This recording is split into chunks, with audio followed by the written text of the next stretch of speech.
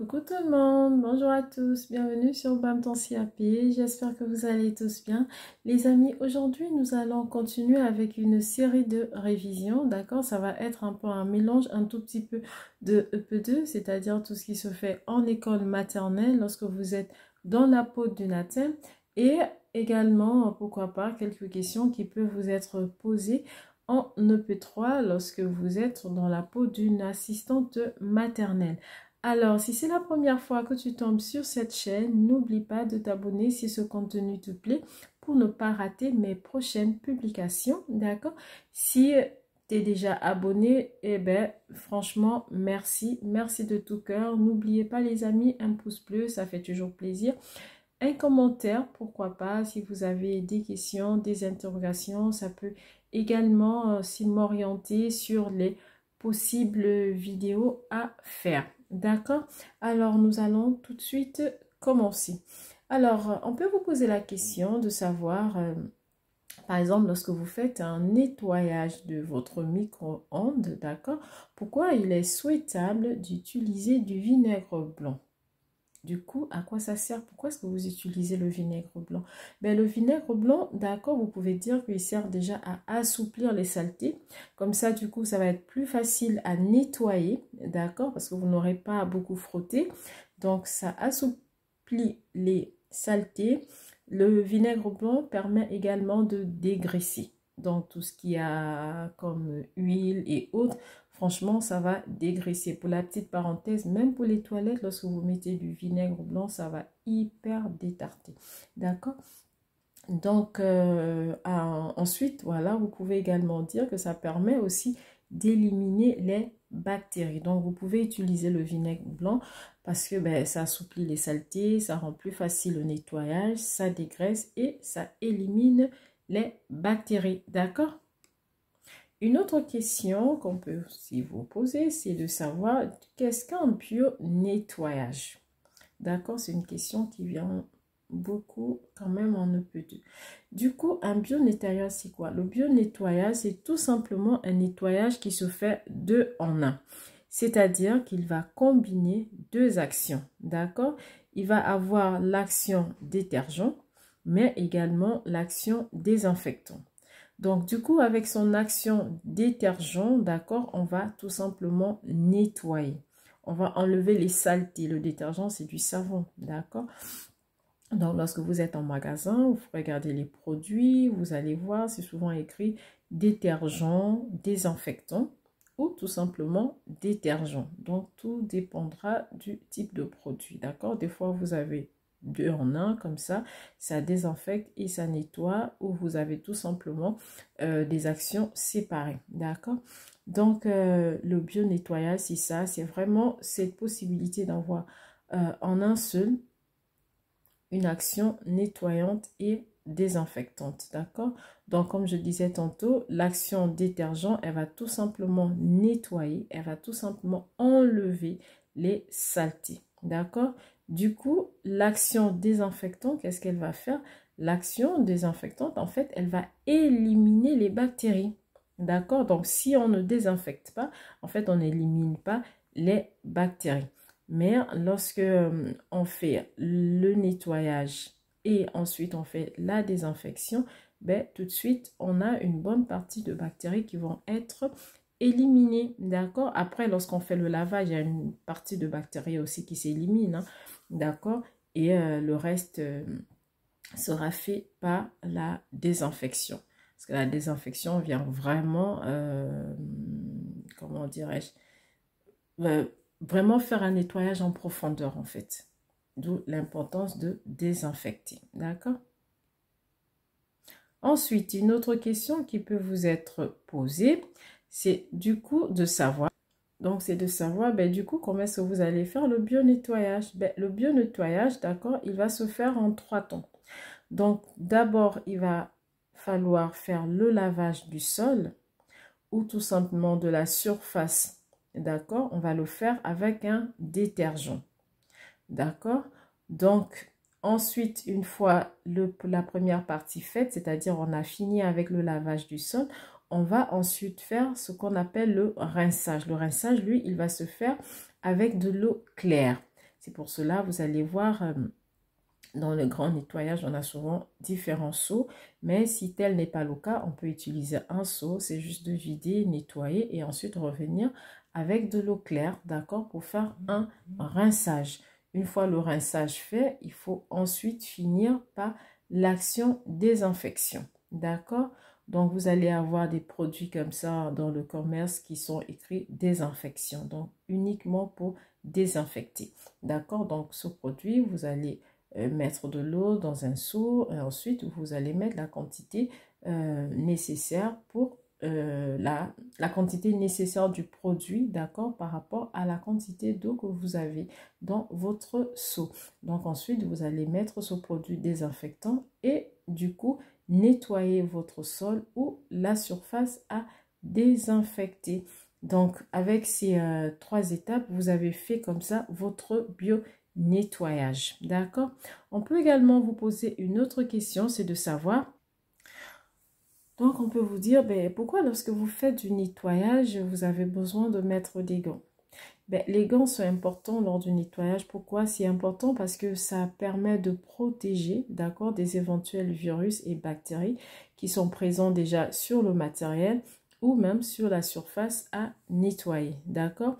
C'est également aussi important, les gants, parce que ça permet de protéger des produits de nettoyage qui peuvent être plus ou moins agressifs, d'accord, pour votre peau. Donc, imaginez-vous, vous utilisez de la javel, vous savez, c'est hyper agressif. Si vous n'êtes pas protégé, ben, vous allez voir qu'après, votre peau va être abîmée, d'accord? Donc, les gants sont vraiment importants lorsque vous faites du nettoyage, d'accord? Et même lorsque le produit est pas trop agressif comme de la javel, d'accord? Si le produit, c'est un produit qui est vraiment un peu agressif, bien le problème, c'est que le fait de faire cette action plusieurs fois, donc vous le faites de façon répétée, ben, ça peut également créer des soucis de peau, d'accord?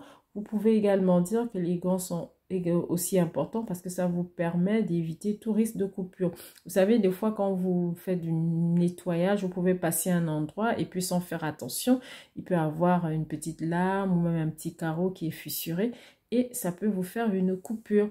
Après, il y a d'autres réponses que vous pouvez trouver, d'accord? On peut vous poser la question de savoir, ben, du coup, dans quel cas un produit peut-il être toxique? On dit que les produits sont toxiques. Mais c'est dans quel cas? Est-ce que le fait juste d'acheter un produit, de le regarder, est-ce que c'est toxique? Non. Mais à quel moment le produit peut devenir toxique? Ben, un produit peut devenir toxique, d'accord? C'est lorsqu'on se met en contact avec le produit, d'accord? C'est pour cela on disait tantôt qu'il est important d'avoir des gants lorsqu'on fait le nettoyage parce qu'il peut nous abîmer la peau. Donc, par contact, ben oui, le produit peut être à ce moment-là toxique. Ça peut également aussi être par injection. Donc, ingestion du coup. Donc, imaginez-vous, vous avez laissé un produit et puis un enfant arrive, ben, il pense peut-être que c'est quelque chose qu'il peut boire, c'est un jus de fruits. Et l'enfant va tout simplement l'ingérer. À ce moment, ben oui, le produit est toxique pour cet enfant. C'est pour cela on vous demande toujours de placer les produits vraiment à hauteur, d'accord, dans un endroit, dans un local fermé, franchement un endroit qui est hors portée des enfants, fermé à clé et les clés vous les mettez également en hauteur, d'accord. Donc un produit peut être toxique déjà par contact, par injection et également par inhalation, d'accord. C'est pour cela lorsque vous faites un nettoyage, il est toujours bon de laisser les pièces ouvertes, d'ouvrir les fenêtres si possible, d'accord, vraiment pour faire une aération, parce que quand c'est dans un endroit fermé, vous allez tout de suite avoir une sensation de mal-être à respirer et même des fois pour les yeux, ça peut vous irriter. D'accord, c'est parce que tout simplement, vous êtes dans un endroit fermé et si le produit est vraiment agressif, ben, il peut comme ça s'attaquer à vos voies aériennes et vous empêcher vraiment d'avoir une air propre, d'accord? Parce que ces produits-là, ben, ils dégagent un gaz qui est vraiment toxique et ça se dégage dans l'air. Et vu que dans l'air, ben, se trouve votre oxygène, et ben, vous allez malheureusement inhaler le produit. D'accord, ben, la chose à faire, c'est tout simplement lors du nettoyage, il faut toujours ouvrir comme ça les fenêtres, ou si vous avez la possibilité d'ouvrir vos baies vitrées, ben vous les ouvrez pour éviter vraiment d'être en contact comme ça, prolongé, d'accord, prolongé, parce qu'on peut rapidement être dans un endroit, on nettoie, on sort, ça va, mais si on va rester dans un endroit clos longtemps pour faire un nettoyage, je vous assure, ça va être désagréable. Donc voici les 3 points qu'on peut bien évidemment énumérer. Donc le contact, l'ingestion et l'inhalation, d'accord. Ensuite, une autre question qu'on peut vous poser, c'est de savoir qu'est-ce que le FDS. Le FDS est tout simplement une fiche de données de sécurité du produit, d'accord. Vous allez voir sur cette fiche-là, en fait, ils vont vous indiquer les moyens de protection et des mesures à prendre en cas d'urgence, d'accord. Une autre question qu'on peut également vous poser, c'est de savoir, donc si vous êtes assistante maternelle, vous avez fait le nettoyage et du coup, ben, vous restez avec de l'eau sale dans le seau, ben, qu'est-ce qu'il faut faire? Où est-ce que vous allez déverser cette eau sale après le nettoyage? Ben, la réponse, elle est simple. Si vous êtes assistante maternelle, et je pense même chez vous aussi, d'accord, il faut tout simplement verser cette eau dans les toilettes et ensuite tirer la chasse d'eau, nettoyer correctement après, d'accord? Donc, à cette question, vous pouvez répondre comme ça. Par contre, si vous êtes en école maternelle, d'accord, lorsque vous avez fini le nettoyage du sol et que il va falloir se débarrasser de cette eau sale, ben, en école, vous allez avoir en fait, des lavabos, d'accord, qui sont prévus, d'accord, spécialement pour ce type de comment dirais-je, d'usage, d'accord? Donc, c'est vers ces lavabos que vous allez vous diriger. Ce ne seront pas des lavabos où on va se laver les mains. Non, non, non, non. C'est vraiment des lavabos qui sont exclusifs pour ce type d'usage, d'accord? Pour vous permettre comme ça d'évacuer le sale qui reste après le nettoyage. Une autre question aussi, on peut vous poser la question de savoir du coup quelles sont les règles, autant pour moi, à respecter pour un bon dosage du produit de nettoyage. Eh bien, ce qu'il faut savoir, c'est qu'il faut toujours commencer par mettre de l'eau, d'accord, dans le seau, d'accord. Donc, on commence toujours par ça. Donc, on met de l'eau dans le seau. Et une fois vous avez la quantité d'eau, vous pouvez ensuite mettre du produit, d'accord? Mais pour le produit, ce sera toujours en fonction de la quantité d'eau. Donc, vous allez vous référer à l'étiquette et voir quelle quantité de produit est recommandée par rapport à la quantité d'eau que vous avez mis dans votre récipient. S'il y en a moins, vous pouvez tout simplement en ajouter. S'il y en a plus, vous pouvez réduire la quantité d'eau. D'accord? Pour vraiment avoir la quantité qui correspond au dosage indiqué sur l'étiquette. Ensuite, une autre question.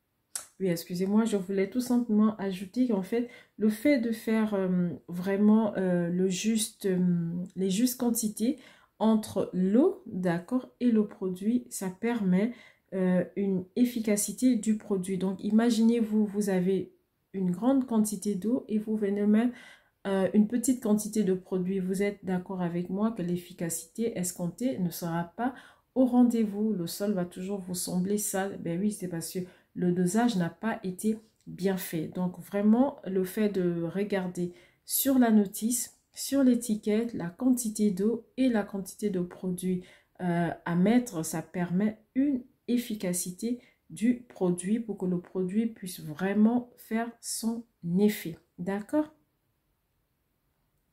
En tant qu'assistante, en tant qu'ATSEM, d'accord, lorsque vous avez terminé la classe, que tous les enfants sont partis, vous mettez en place un nettoyage, d'accord? Quel est du coup le système de nettoyage que vous appliquez de façon quotidienne? En fait, c'est vraiment de savoir qu'est-ce que vous faites de façon quotidienne une fois les enfants partis. Ben, une fois les enfants sont partis, d'accord, donc ça veut dire que la classe, elle est vide, la maîtresse n'est plus là, les enfants aussi ont été récupérés par les parents ou tout simplement ils sont de l'autre côté dans les garderies du soir, d'accord, donc vous êtes libre de commencer votre ménage, donc votre nettoyage. Du coup, qu'est-ce qu'il y aura à faire? Il va falloir déjà vider toutes les poubelles. Ça permet que le lendemain, eh ben, il n'y ait pas de poubelles remplies. Donc, il va falloir vider toutes les poubelles. Il va falloir remplacer les sachets poubelles, bien sûr. Il va falloir aussi faire l'aération de la classe, d'accord? Et aussi, il va falloir faire un nettoyage. Donc, vous allez balayer et vous allez nettoyer le sol. Donc, quotidiennement, c'est ce que vous devez faire en tant qu'assistante, en tant qu'ATSEM, autant pour moi, une fois les enfants sont partis, d'accord? Mais du côté des sanitaires, par contre, là-bas, il faut nettoyer aussi les cuvettes, d'accord? Donc, il va falloir tous les jours nettoyer les cuvettes. Il va falloir aérer aussi cette pièce. Il va falloir vérifier, vraiment vérifier si il y a toujours du papier pour les enfants. Il ne faudrait pas que l'enfant soit aux toilettes et que c'est à ce moment qu'on se rende compte en fait qu'on n'a pas de papier disponible, d'accord? Parce que vous savez, en école maternelle, les enfants sont un peu plus autonomes qu'en crèche, d'accord? Donc, il va falloir veiller à ce qu'il y ait du papier toilette à disponibilité, d'accord? Par contre, lorsque c'est la période des vacances, d'accord, le nettoyage sera un peu plus approfondi pendant les vacances. Par exemple, les lits, d'accord, les petits lits que les enfants utilisent en maternelle, il va falloir vraiment en profiter pour faire la désinfection, d'accord, pendant les vacances. On peut nettoyer les lits, on peut aussi le faire de façon hebdomadaire, c'est-à-dire une fois par semaine. Mais après, si un enfant qui a vomi ou les urines ont débordé, d'accord, vous êtes d'accord avec moi que vous n'allez pas attendre les vacances, d'accord, vous n'allez pas le faire, comme on a dit, de façon hebdomadaire, vous allez vous fixer un jour dans la semaine, on peut se dire tous les mercredis, ben, on va désinfecter les lits, ben, vous n'allez pas le faire uniquement à ce moment-là, lorsqu'il y a urgence, un enfant a des urines qui ont débordé ou tout simplement il a vomi, ben, à ce moment, il va falloir le jour même changer les draps, désinfecter, vraiment faire un nettoyage approfondi. D'accord? Mais de façon normale, c'est toujours de façon hebdomadaire en fait que la désinfection des lits se fait et le changement aussi des draps. Donc, on va se prendre un jour dans la semaine, soit les mercredis ou les jeudis. On désinfecte les lits et on change les draps pour les enfants. Mais si urgence, bien, il faut le faire le jour même. D'accord? Une autre question aussi qui peut venir, on peut vous demander d'indiquer 2 critères de qualité de résultat de l'entretien. D'accord? Donc, lorsque vous avez fait un nettoyage, d'accord, quels sont les critères de qualité vraiment pour voir que, eh bien oui, effectivement, le sol est bien propre. Donc, déjà, c'est de dire qu'on aura l'absence de poussière, on aura l'absence de traces, on aura l'absence de produits, d'accord, sur le sol. On peut également aussi dire qu'on aura par exemple l'absence d'eau. On ne verra pas par exemple des grosses flaques d'eau par terre. Cela voudrait dire qu'on n'a pas bien passé, sa serpillière à cet endroit. Mais vraiment pour être sûr que le nettoyage que nous avons fait, même lorsqu'on regarde le sol, on va voir qu'il est brillant, il est propre, mais surtout il n'y aura pas de poussière, il n'y aura pas de saleté visible, il n'y aura aucune trace, d'accord? Donc, c'est une façon comme ça de juger que le nettoyage effectif a été bien fait, d'accord? Une autre question, c'est, on peut vous demander du coup de justifier l'ordre des opérations. Pourquoi est-ce qu'il faut toujours travailler du haut en bas, d'accord? Et du plus propre vers le plus sale. La réponse est tout simplement que le fait de travailler du haut en bas, par exemple lorsqu'on nettoie une vitre, d'accord, on va commencer par le haut et terminer le bas, D'accord? Ou lorsqu'on fait, par exemple, la cuisine, on demande toujours de faire, pas de la cuisine, lorsque, par exemple, on change un enfant, d'accord? On demande toujours de commencer du plus propre au plus sale, donc de commencer à nettoyer l'enfant l'avant, ensuite le tourner et terminer derrière et jeter le gant. Mais pourquoi est-ce qu'il faut procéder ainsi? La raison, moi je vais vous le dire, c'est tout simplement pour éviter de salir les zones déjà nettoyées et surtout pour éviter les transferts de bactéries. Imaginez-vous, vous venez commencer par un endroit plus sale, il y a plein de bactéries que vous allez comme ça transporter sur l'endroit qui est moins sale, d'accord? Alors, les amis, on va s'arrêter là pour cette fois. J'espère que ces informations vont vous aider.